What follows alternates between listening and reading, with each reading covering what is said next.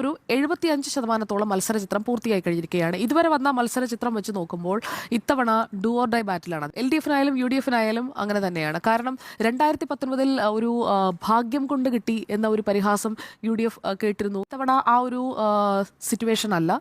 ശബരിമല പോലൊരു വിഷയം മുന്നിലില്ല. കൃത്യമായി രാഷ്ട്രീയ വോട്ടുകൾ രണ്ട് ഭാഗത്തേക്കും വരുന്നത്. ഒപ്പം NDAക്ക് അവർ അവകാശപ്പെടുന്ന രീതിയിൽ ഒരു മുന്നേറ്റം ഉണ്ടായിട്ടുണ്ടെങ്കിൽ അതനുസരിച്ചുള്ള വോട്ട് വിഹിതം അവരുടെ പെട്ടിയിലേക്കും വീഴണം. അപ്പോൾ 2019 ഒരു രാഷ്ട്രീയ പോരാട്ടത്തിനുള്ള വേദി അല്ലെങ്കിൽ ആ ഒരു കളം തയ്യാറായി കഴിഞ്ഞിരിക്കുകയാണ്. ആ പ്രതിച്ഛായ എന്ന് പറയുന്നത് കോൺഗ്രസിനേക്കാളും ഇപ്പോൾ ഇടതുപക്ഷത്തിനാണ് മെച്ചപ്പെടുത്തേണ്ടത്. കാരണം തുടർ ഭരണത്തിലൂടെയാണ് സർക്കാർ മുന്നോട്ട് പോകുന്നത്. ജനപ്രിയ സർക്കാരാണ് എന്ന് ആവർത്തിച്ച് അവകാശപ്പെടുമ്പോൾ അതിന്റെ ഒരു കൃത്യമായ ഒരു ലിറ്റ്മസ് ടെസ്റ്റായി മാറാൻ പോവുകയാണ് ഈ 2024 ലോക്സഭാ തെരഞ്ഞെടുപ്പ്. പ്രതിച്ഛായ നല്ലതാണ്, അല്ലെങ്കിൽ സർക്കാർ ജനപ്രിയമാണ്, അങ്ങനെയാണെങ്കിൽ സർക്കാരിന് അനുകൂലമായി LDF-ന് അനുകൂലമായി വോട്ട് പെട്ടിയിൽ വീഴും. കനൽ ഒരു തരിയല്ല, ആളിക്കത്തുന്ന ഒരു തീജ്വാലയായി മാറാൻ LDF-ന് കഴിയും. ആളിക്കത്താൻ കഴിഞ്ഞില്ലെങ്കിൽ അത് നൽകുന്ന സൂചന, ഒന്നാമത്തേത് സർക്കാർ ജനപ്രിയമല്ല, രണ്ടാമത്തേത് ഭരണവിരുദ്ധ വികാരമുണ്ട്. എന്തിനാണോ തുടർഭരണം തന്നത് അത് നിങ്ങൾ നിറവേറ്റിയില്ല, 2026 നിങ്ങൾ വോട്ട് ചോദിച്ച് വരേണ്ടതില്ല എന്നുള്ള ആദ്യത്തെ ഒരു വാർണിംഗ് അലാം ജനങ്ങൾ LDF-ന് മുന്നിൽ അടിക്കാൻ പോവുകയാണ്. കൃത്യമായി അവർക്ക് സീറ്റെണ്ണം കൂട്ടാൻ കഴിഞ്ഞില്ലെങ്കിൽ.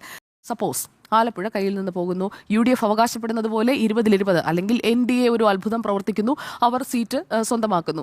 അങ്ങനെയുള്ള കാര്യങ്ങളാണ് നടക്കുന്നതെങ്കിൽ, ചിത്രത്തിലില്ലാതെ പോവുകയാണെങ്കിൽ അത് CPIM എന്ന പാർട്ടിയും ഒപ്പം LDF-ഉം നേരിടുന്ന വലിയ തകർച്ചയുടെ ഒരു തുടക്കമാകും. ബംഗാളിൽ 35 വർഷത്തിന്റെ ഒരു ചരിത്രമാണ് മണ്ണിനടിയിലേക്ക് അങ്ങ് പോകുന്നത്. സമ്പൂജ്യരായി പോവുകയാണ് ഇടതുപക്ഷം. അപ്പോൾ ബംഗാളിന്റെയും ത്രിപുരയുടെയും പാതയിലേക്ക് കേരളം പോകാതിരിക്കണം എന്നുണ്ടെങ്കിൽ 2024 അവർ നന്നായി പെർഫോം ചെയ്തേ മതിയാകും. എങ്ങനെയും വോട്ട് വിഹിതം കൂട്ടുക, വോട്ടിന്റെ ശതമാനവും പ്രധാനപ്പെട്ടതാണ്. ദേശീയ പാർട്ടി പദവിയിലേക്ക് അടക്കം നോക്കുമ്പോൾ CPI അതുകൊണ്ടാണ്, തൃശ്ശൂരാണ് അവർക്ക് പ്രതീക്ഷയുള്ള ഒരു മണ്ഡലം. അതുകൊണ്ടാണ് അവരവിടെ VS സുനിൽകുമാറിനെ തന്നെ ഇറക്കുന്നത്. ശക്തമായ ത്രികോണ പോരാട്ടത്തിനൊടുവിൽ സുനിൽകുമാർ ജയിച്ചു വരും എന്നുള്ള ഒരു പ്രതീക്ഷയാണ് CPIക്കുള്ളത്. വയനാട്ടിൽ ദേശീയ മുഖമായ ആനി രാജയെ ഇറക്കുന്നു. പക്ഷേ മത്സരം രാഹുൽ ഗാന്ധിയുമായാണ്. വിജയം എന്ന് പറയുന്നത് കുറച്ച് ദൂരെയാണ് എന്നുള്ള ഒരു യാഥാർത്ഥ്യബോധം CPIക്കുണ്ടാകും.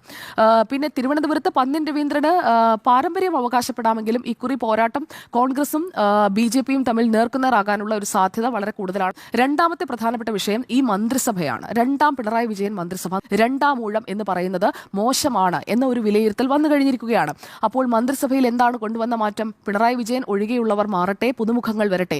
പുതുമുഖങ്ങളെ നിരത്തിക്കൊണ്ട് ആ ഒരു മന്ത്രിസഭയ്ക്ക് ഒരു പുതുമോടി കൊണ്ടുവന്നെങ്കിലും ആ പുതുമോടി ജനം കണക്കിലെടുത്തില്ല. ഞങ്ങൾക്ക് പഴയ തോമസ് ഐസക് വേണമായിരുന്നു സാമ്പത്തിക പ്രതിസന്ധി കാലത്ത്, ഞങ്ങൾക്ക് പഴയ KK ശൈലജ വേണമായിരുന്നു ആരോഗ്യമന്ത്രിയായി എന്നൊക്കെ ആഗ്രഹിക്കുന്ന ജനങ്ങളുണ്ട്. പദവി നോക്കാതെ എല്ലാ തുറുപ്പുചീട്ടും കളത്തിലേക്ക് CPIM ഇറക്കിയിട്ടുണ്ട്. കോൺഗ്രസ് സിറ്റിംഗ് MPമാരെ മത്സരിപ്പിക്കുന്നു. സിറ്റിംഗ് MPമാരിൽ ജനപ്രിയത കുറഞ്ഞവരുണ്ട് എന്ന യാഥാർത്ഥ്യം അവർ തിരിച്ചറിയുന്നുണ്ട്.